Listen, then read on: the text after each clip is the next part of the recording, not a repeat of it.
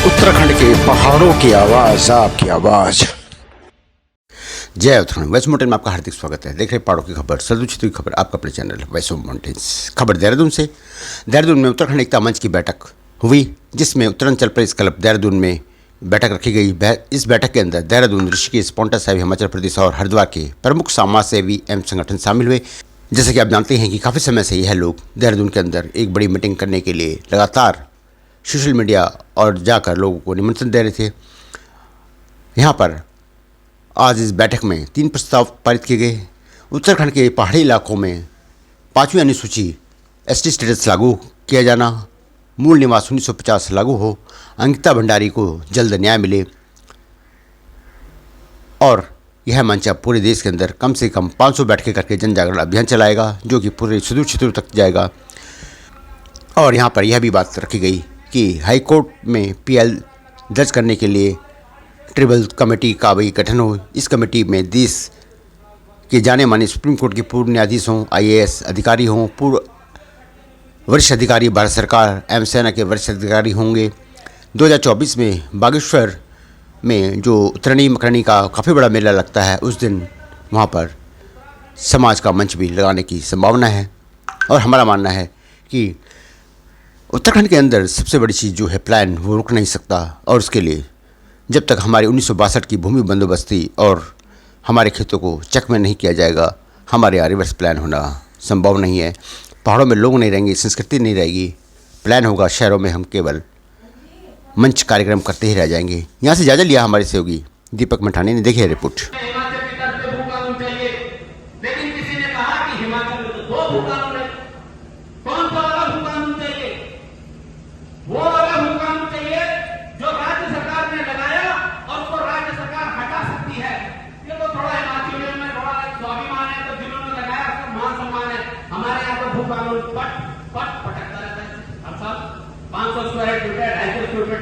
ठीक है, आपको 3 जगह है जीपी टाइप का भू कानून हमारे यहाँ का।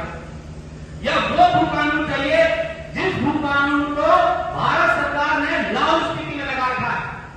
उस लाहौल स्पीति के अंदर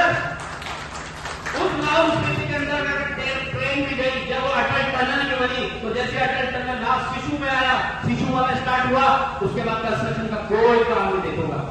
कितने लोग गए अटल टनल घूमने, वहां पे आपको मिलेगा, लेकिन शिशु टनल के बाद आपको कंस्ट्रक्शन काम नहीं दिखेगा, क्योंकि सरकार के पास भी अधिकार नहीं होता है कि किस छोटे वाले एरिया के अंदर वो कंस्ट्रक्शन कर सके।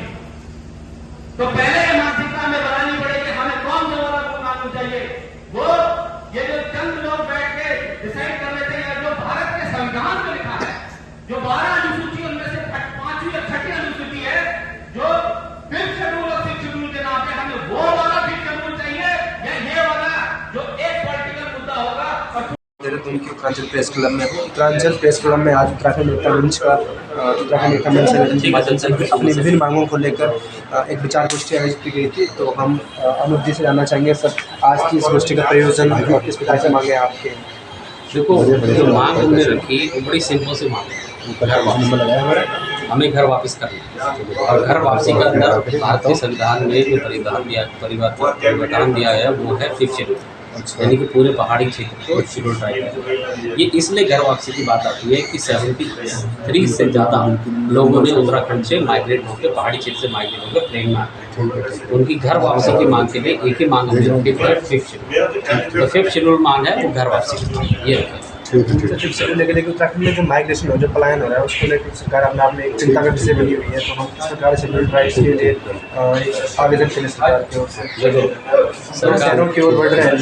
देखो, होता क्या है कि अगर वहाँ से माइग्रेशन हो रहा है, तो जो सत्ता में बैठे वो लोग जिन्हें हम चुन के भेजते हैं, ये उन्हीं की जिम्मेदारी होती है तो इस प्रकार की योजनाएं, नीतियाँ बनाएं कि पहाड़ के लोग जो बाहर गए वो वापस।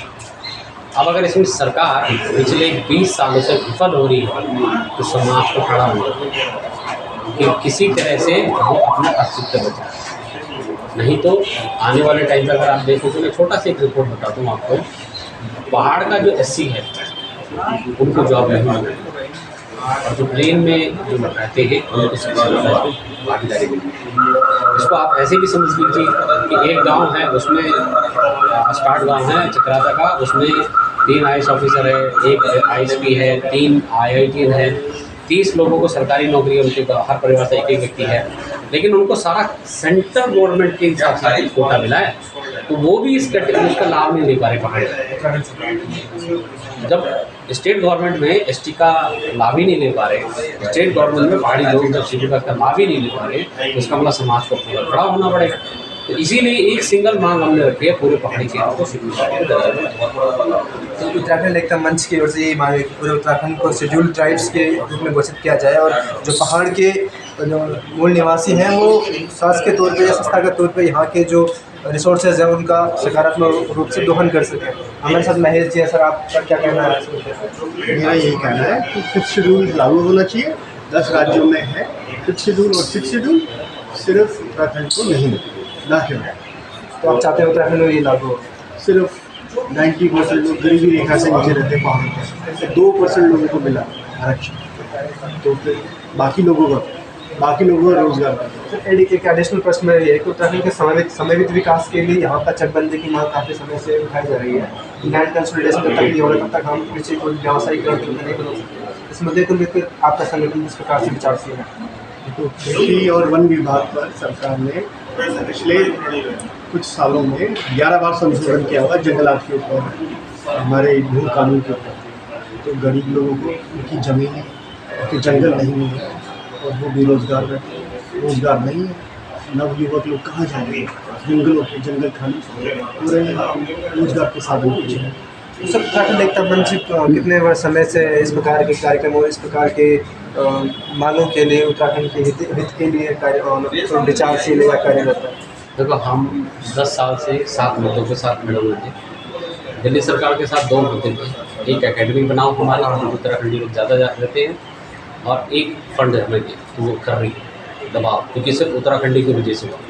और अगले हमारी जो मांगे हैं वो उत्तराखंड सरकार, भारत सरकार से 5th शेड्यूल की मांग है, और अब ये मांगे हैं।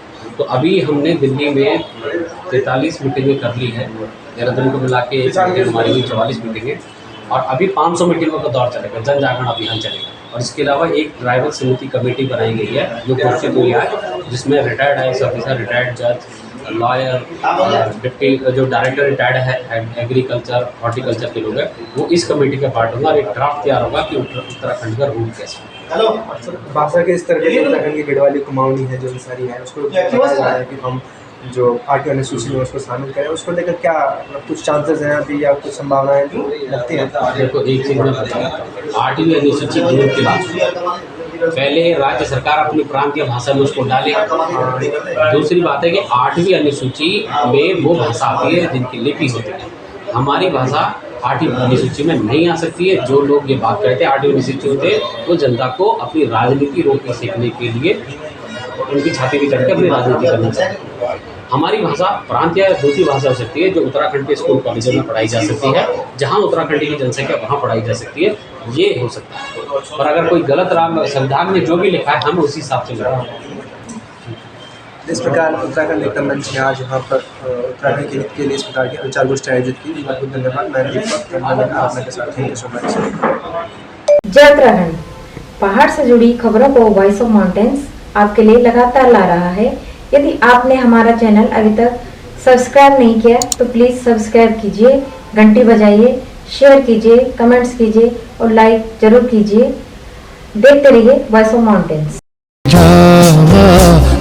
वाला दिन पे से की संभालियावा ए जावा